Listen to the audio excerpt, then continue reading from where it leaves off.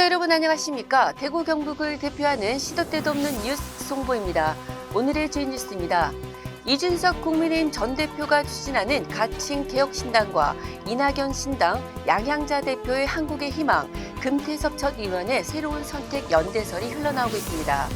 국민의힘과 더불어 민주당이 전력 투구하는 상황에서 제3지대의 파괴력이 관심을 모읍니다. 그러나 제3지대의 영향력을 낮게 보는 시각도 있습니다. 홍준표 대구시장은 10일 기자간담회에서 제3지대 빅텐트가 현실성이 있겠냐며 이번 총선은 진영 논리의 대결인데 제3지대가 안착하기 어려울 것으로 본다고 분석했습니다. 총선 초반 대구 경북 최대 격전지는 포항 남 울릉과 구미울로 나타났습니다. 중앙선거관리위원회 예비후보자 명부에 따르면 10일 오후 3시 기준 대구 12개 선거구에 34명, 경북 13개 선거구에 56명이 예비후보로 등록했습니다. 포항남 울릉과 구미울에는 각각 8명이 예비후보로 등록해 경쟁률이 가장 높습니다. 구미울은 국민의힘 6명, 더불어민주당 2명입니다. 포항남 울릉은 국민의힘 6명, 민주당과 자유통일당 각각 1명입니다. 아파트를 지은 지 30년이 넘었다면 안전진단을 통과하지 않은 상태에서도 재건축을 시작할 수 있게 됩니다.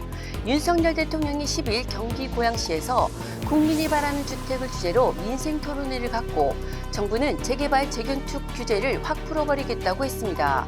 정부도 이른바 재건축 패스트트랙을 도입한다고 밝혔습니다. 안전진단 기준도 완화하고 재개발도 문턱을 낮춥니다. 정부는 재건축 규제 완화로 사업기간이 최대 6년 단축될 수 있을 것으로 보고 있습니다.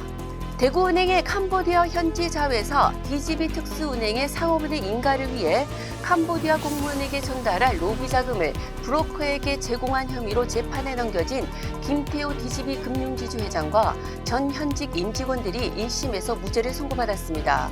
재판부는 피고인들이 현지 에이전트에게 지급한 350만 달러는 DGB 특수은행의 상업은행 전환을 위한 뇌물로 받지만 한국과의 정부로부터 인가를 받는 공적인 업무여서 국제상거래에 해당하지 않는다고 판단했습니다.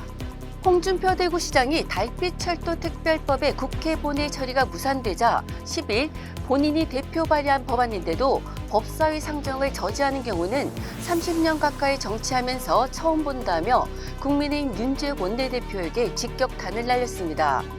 윤 원내대표는 내가 왜 법사위 상정을 저지하겠냐며 법사위 상정에 앞서 정교한 방식으로 정부를 설득하는 게 선결 조건인 만큼 현재는 어떻게 문제를 풀어야 할지 고민하고 있고 해법을 찾아낼 것이라고 전했습니다. 이철우 경북도지사가 초저출산과의 전쟁을 선포했습니다. 이 도지사는 지난 9일 간부회의에서 모든 정책을 초저출산에 대응할 수 있도록 강구하라고 지시했습니다. 특히 경북도에서 아이를 많이 낳고 키울 수 있는지 완벽한 체제를 만들어 대한민국을 선도할 수 있는 대책을 내놓아야 한다고 했습니다.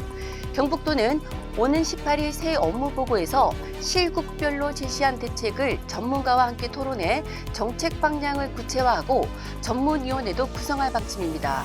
지금까지 1월 11일 목요일 영남일보 시도 때도 없는 뉴스였습니다. 다음 시간에 뵙겠습니다.